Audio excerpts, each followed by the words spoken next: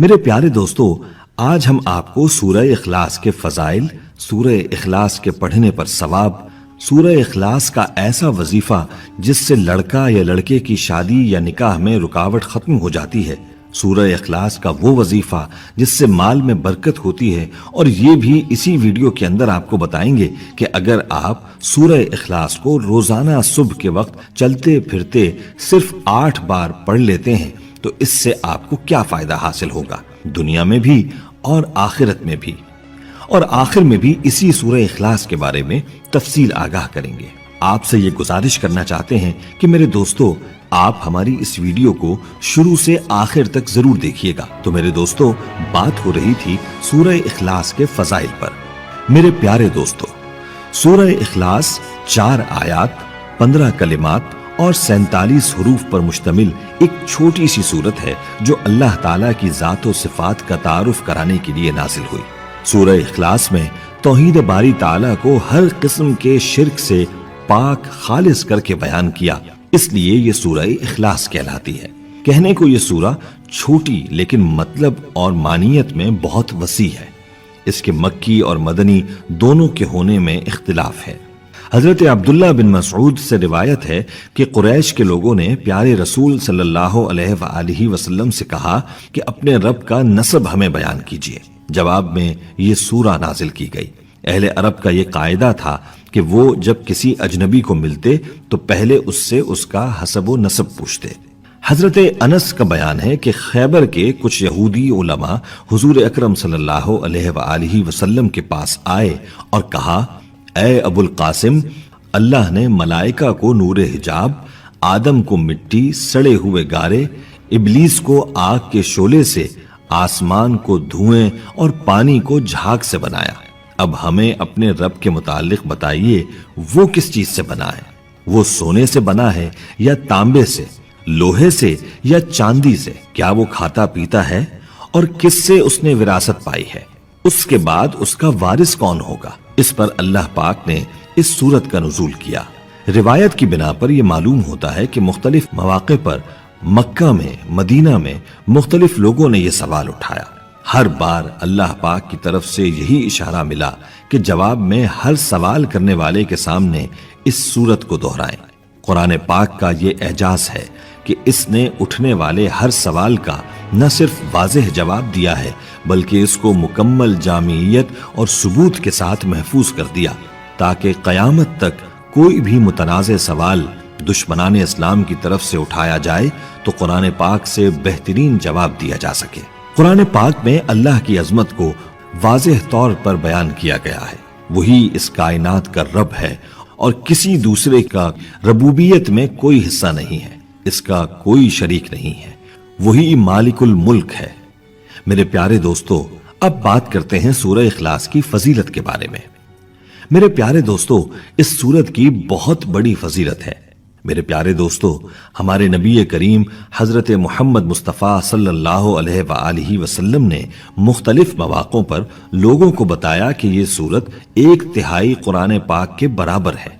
حضرت عائشہ رضی اللہ تعالی عنہ کی یہ روایت بخاری و مسلم اور دوسری کتب حدیث میں ہے کہ رسول اللہ نے ایک صاحب کو ایک مہم میں سردار بنا کر بھیجا۔ پورے سفر کے دوران ان کا یہ معمول رہا کہ نماز میں وہ سورہ اخلاص پر قرات کا خاتمہ کرتے تھے۔ واپسی پر ان کے ساتھیوں نے آپ صلی اللہ علیہ وآلہ وسلم سے اس کا ذکر کیا۔ آپ صلی اللہ علیہ وآلہ وسلم نے فرمایا کہ ان سے پوچھو کہ وہ ایسا کیوں کرتے ہیں۔ جب ساتھیوں نے استفسار کیا تو جواب ملا کہ اس سورہ مبارکہ میں رحمان کی صفت بیان کی گئی ہے، لہٰذا اس کا پڑھنا مجھے محبوب ہے۔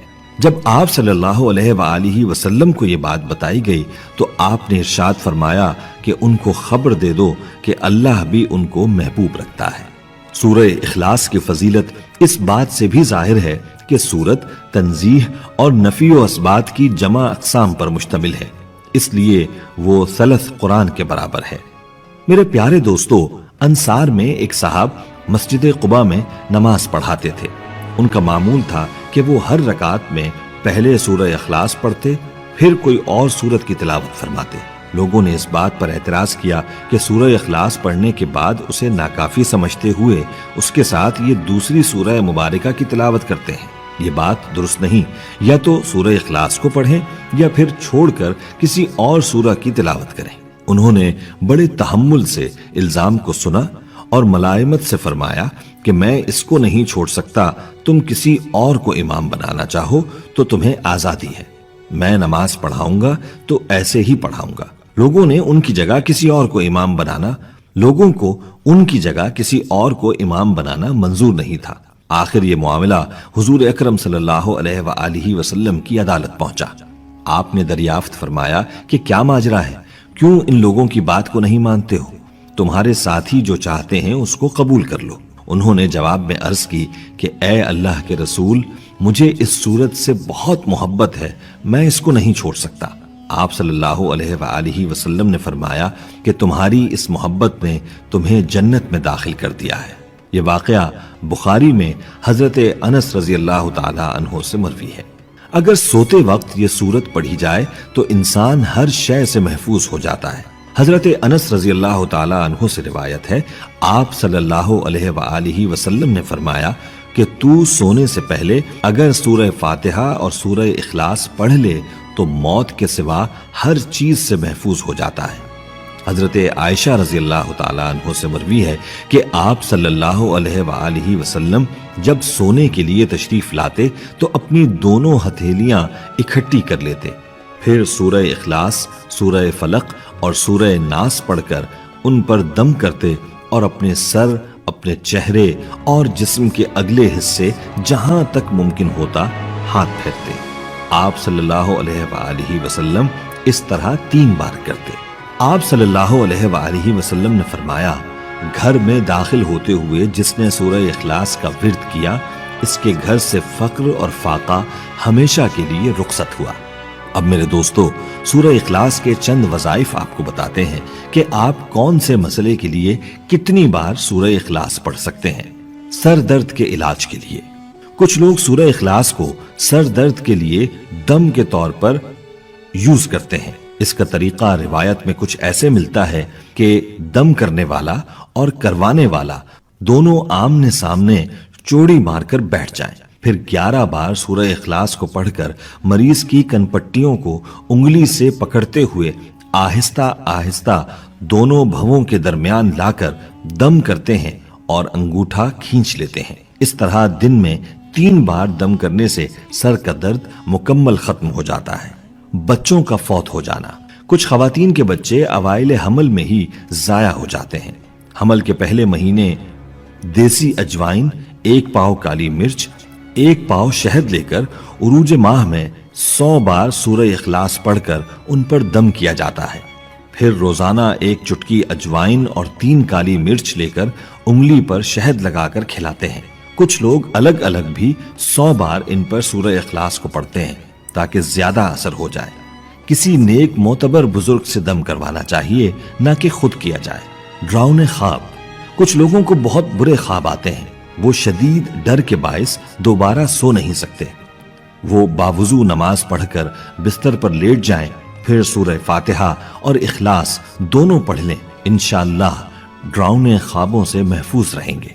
रोजाना 8 बार सूरह इखलास को पढ़ना, अगर आप रोजाना 8 बार सूरह इखलास को पढ़ते हैं तो इससे दिन में हर तरह की परेशानी खत्म हो जाती है। हर तरह की हाजत अल्लाह पाक पूरी फरमा देते हैं। मियाँ बीवी में मोहब्बत, सूरह इखलास 41 बार पढ़ी जाए, इसके अव्वल ता आखिर दुरूद पाक को पढ़ा जाए और शीरीनी पर दम करके नाराज मियाँ बीवी को खिलाई जाए तो दोनों में बाहमी मोहब्बत बढ़ेगी।